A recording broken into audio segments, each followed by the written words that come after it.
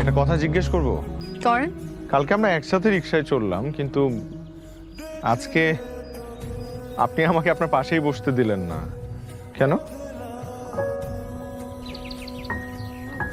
কারণ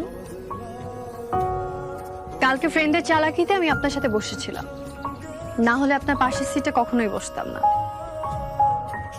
কেন, আপনাকে পাশের সিটে বসতে দেইনি বলে আপনার কি মন খারাপ হয়েছে?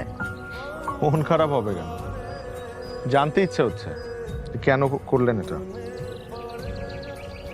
কারণ আমি চাই না গাড়ির ব্যাক সিটে আমার পাশে অন্য কোনো পুরুষ বসুক। আমার পাশের সিটে শুধু আমার হাজবেন্ড বসবে। আমি তার হাত ধরে কাঁধে মাথা রেখে বসবো।